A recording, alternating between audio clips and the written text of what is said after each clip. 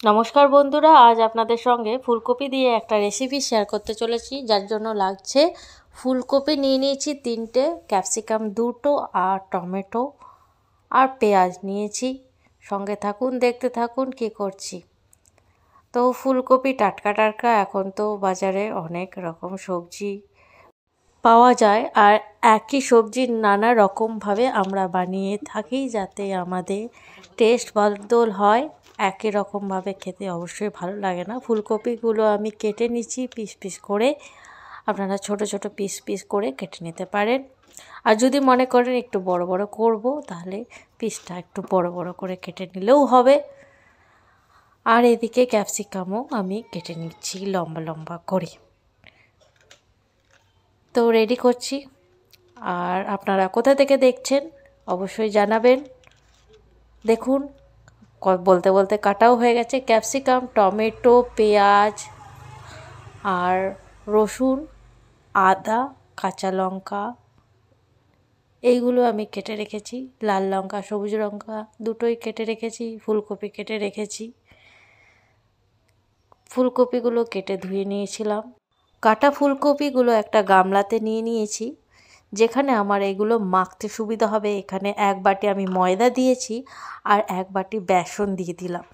আপনারা যদি ময়দা না থাকে তো বেসন দিয়েও করা যাবে। আর নুন দিলাম আন্দাজ মতো, আর লঙ্কা গুঁড়ো দিয়েছি এখানে অল্প একটু আমি আদা রসুন কুচি অল্প সামান্য দিলাম, না দিলেও চলবে, এটা কোনো প্রবলেম নেই।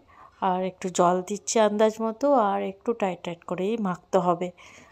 সমস্তটা একসঙ্গে আমি মাখিয়ে নিচ্ছি ফুলকপির সাথে, দেখতেই পাচ্ছেন। এখানে আমি আর একটু জল দিয়ে দিলাম, যেহেতু খুব টাইট হয়ে গেছে তাই জন্য। তো এক হাতে ফোন ধরে এক হাতে মাখছি, তাই জন্য একটু অসুবিধা হচ্ছে। তাও দেখানোর সুবিধার্থে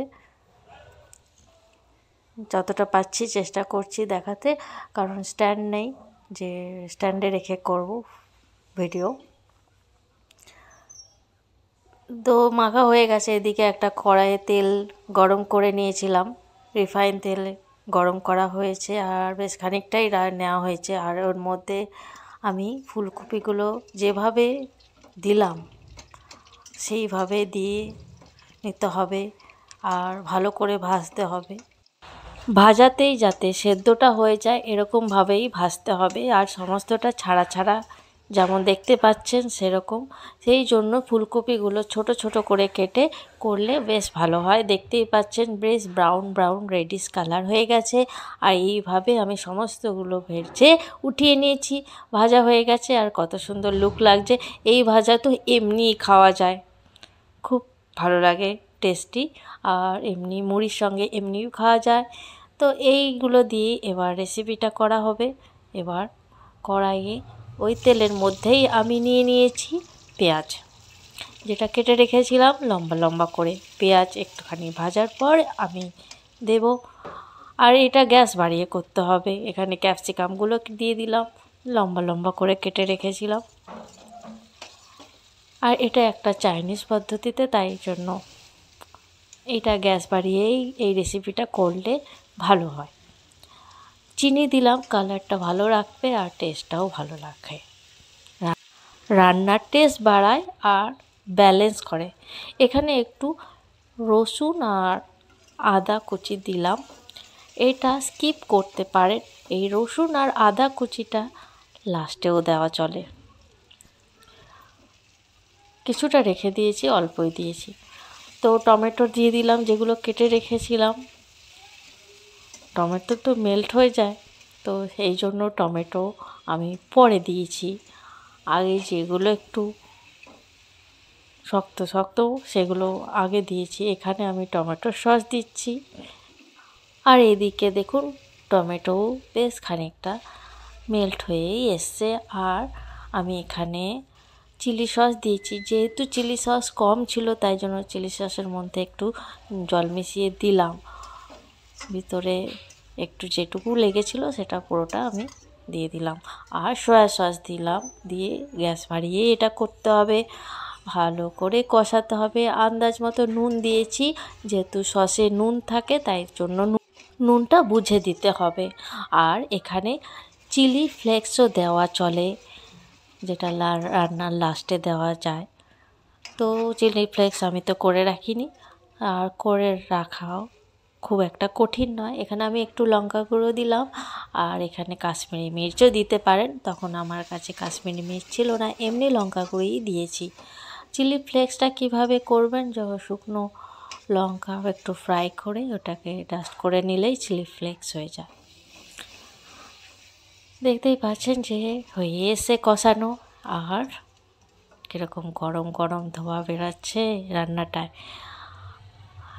এইটা খুবই সুস্বাদু খাবার। আর আমি যেই গামলাটায় আমি ফুলকপিটা মেখেছিলাম, সেখানে একটু জল দিয়ে আমি ওই জলটা দিয়ে দিলাম।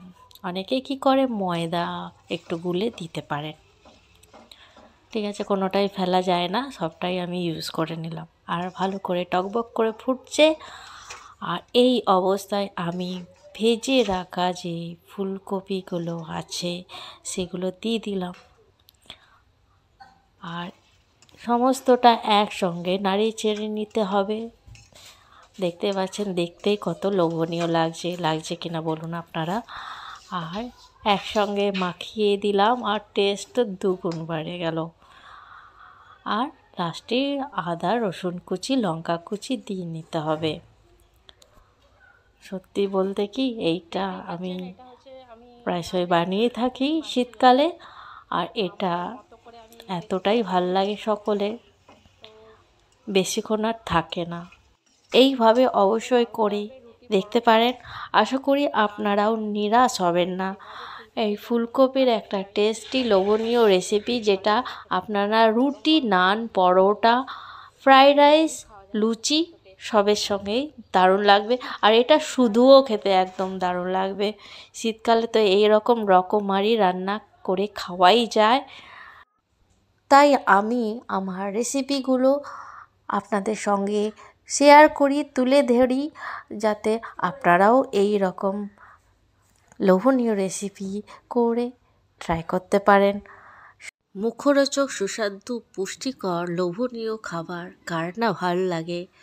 আর সেটা যদি সহজেই বানিয়ে ফেলা যায় আর ঘরে থাকা উপকরণ দিয়ে, তো কেনই আর অপেক্ষা, করে ফেলুন। আর আমাকে অবশ্যই জানাতে ভুলবেন না যে আপনাদের কেমন লেগেছে, অবশ্যই জানাবেন। আর এতক্ষণ সাথে থাকার জন্য, ভিডিও দেখার জন্য অসংখ্য ধন্যবাদ। সকলে ভালো থাকবেন, সুস্থ থাকবেন। যতদিন আপনাদের সাথে পাবো, ততদিন আমার ইচ্ছা জাগবে আপনাদের কিছু ভালো আমি শেয়ার করে যাতে পাই। আপনারা এইভাবে আমার পাশে থাকবেন, আমি এতে অনেক উৎসাহ পাই আপনাদের সঙ্গে নতুন কিছু শেয়ার করার। তো কেমন লাগলো ভিডিওটা অবশ্যই জানাতে ভুলবেন না।